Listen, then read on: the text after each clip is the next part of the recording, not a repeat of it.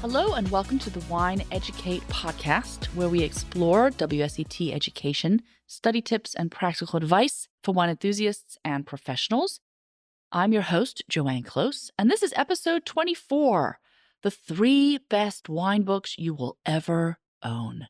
I know that's a bit of a dramatic statement, perhaps, but in my case, it's true. I started taking the WSET classes over 20 years ago, right, in New York. And I got my hands on these books that were recommended to me by my instructors. And they've been my go-to main 3 books for my whole wine education. They really are comprehensive and good for students at all levels. So I will start with The Oxford Companion to Wine, written by Julia Harding and Jancis Robinson. I say written by, it's more like edited and perfected by these 2 ladies. This essentially is a wine dictionary, and it is a fabulous resource. It's the most comprehensive wine reference book covering history, viticulture, winemaking, and key wine terms. So this was first published in 1994, and we are now on the 4th edition. 4th edition has recently come out, which is great, in 2023. Can I tell you how giddy I was when this 4th edition came out? I was like, oh, I can't wait. So exciting because they do such an excellent job of updating the material, of making it relevant, of adding in new winemaking terms. So I'm going to read you a few of the new entries. They've got this lovely section in the beginning listing all of their new entries. There's hundreds of them, some of which were celebrity wine, heat wave, right? Our current weather situation, glue. That's a very hipster wine term, made it into the dictionary.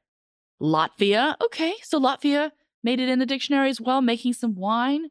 Low intervention wine. Minnesota. I was really impressed with the amount of American AVAs that were added this edition as well. Unicorn wine. And they added Stephen Spurrier. I'm surprised Stephen wasn't in there the previous editions. He recently passed away. But if you've heard of the Judgment of Paris, well, he spearheaded that very pivotal moment in wine history.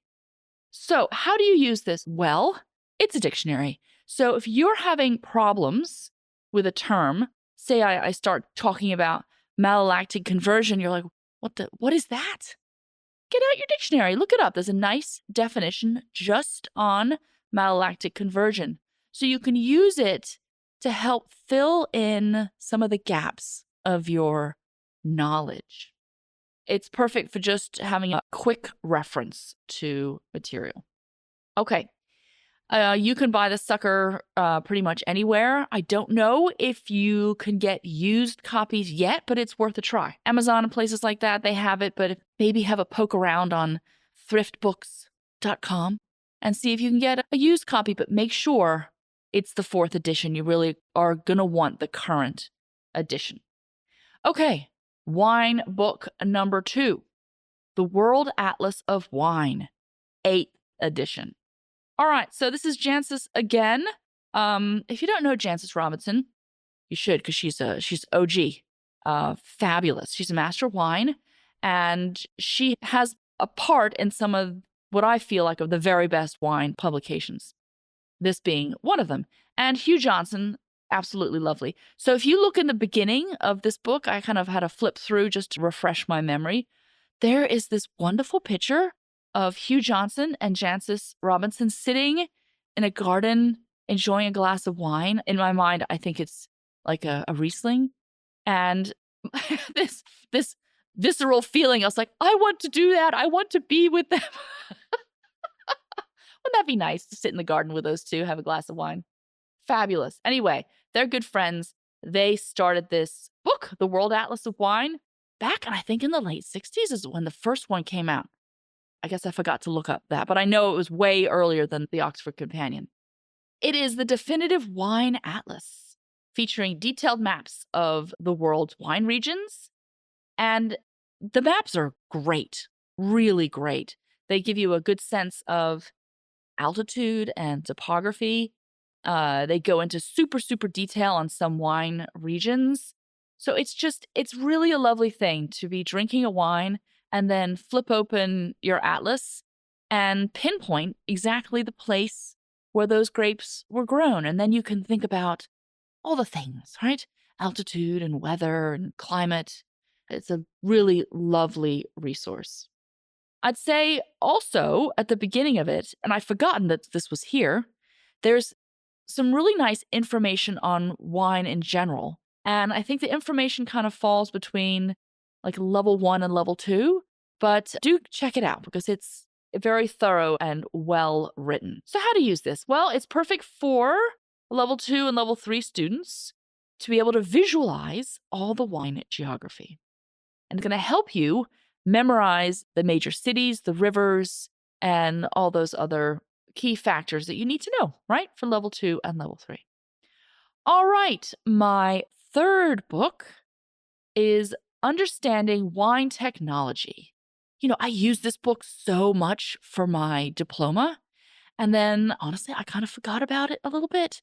And then I was looking at our bookshelves, and there it was. And I gave it a little Google and found out there was a new edition. So the 4th edition came out in 2022. David Bird is a master of wine and a chartered chemist. Oh, so he is here to help us with all this chemistry. And he's teamed up with a French winemaker now based in Portland, Nicolas Quel. And now they have done it. They work on this book together. So the 4th edition is a team effort between those two. Why is this book essential in your life? Because it is technical yet accessible. And it really breaks down these complex winemaking processes, chemistry, and equipment in a really student-friendly way. We're not all chartered chemists, right? It's difficult to understand some of these concepts, and David Bird really breaks it down beautifully. I believe he specifically wrote this book to help out level 3 students. I mean, it should be like an extension of your level 3 textbook. I use it when I need further descriptions on understanding fermentation, stabilizing agents, wine faults, things like that. And it just really helps bridge the gap between science and practical wine knowledge. So thank you, David Bird. All right, these 3 books are fabulous and will be very helpful to you all in your studies. Other wine books out there? Oh, yes, they are many. Believe me, I have a problem. I can't stop buying wine books. So in future episodes, I will give you some recommendations of some of my other favorites. But these 3, they should be living on your bedside nightstand, right?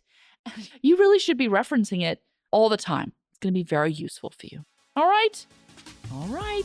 That's all from me. I will speak to you all next time.